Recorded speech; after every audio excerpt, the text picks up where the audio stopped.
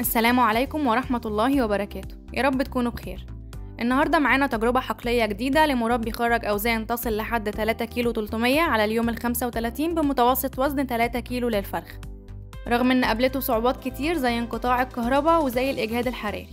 يلا بينا نشوف اتعامل ازاي بالبرنامج الأورجانيك. السلام عليكم ورحمة الله وبركاته. أحب أشكر الباشمهندسة هدية من شركة المتحدون الدوليون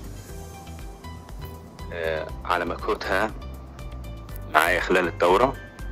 الحقيقة الدورة دي كانت دورة متعبة جدا بالنسبة لي، لأن كان قابلتني مشكلة إن كان بيعملوا تصليح في كابينة الكهرباء في المنطقة، فكانت الكهرباء بتقطع مدة طويلة جدا.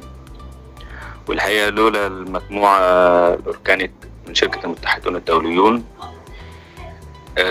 كان هيبقى عندي مشكلة كبيرة، لأن أنا الكهرباء قطعت عندي مرة 17 ساعة ومرة تانية قطعت 12 ساعة، فكنت بضطر إن أنا وما عنديش مولد كهرباء، فكان بتقابلني مشكلة الاحتباس الحراري طبعا في الحر واحنا في شهر 8، فبيبقى الموضوع صعب جدا طبعا.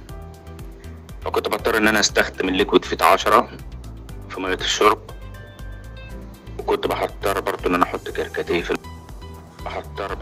كركديه في المية بتوجيهات من باشمهندسة هدية، ربنا يبارك لنا فيها، لحد ما الحمد لله الدورة عدت على خير. متوسط الأوزان كانت 3 كيلو 3 إلا 100، وباين لحضراتكم هنا هو عينة عشوائية من الإنتاج اللي طلع والأوزان اللي موجودة عليه. وزي ما شفنا كده المربي قدر ان هو باستخدام المجموعة الأورجانيك يعدي بقطيعه لبر الأمان ويحميه من الإجهاد الحراري ويوفر في استهلاك العلف وياخد متوسط أوزان كويس جدا. انت كمان تقدر تعمل كل ده لما تطلب المجموعة الأورجانيك بعائلة البايوفاكتور. كلمنا دلوقتي حالا على الأرقام الموضحة على الشاشة.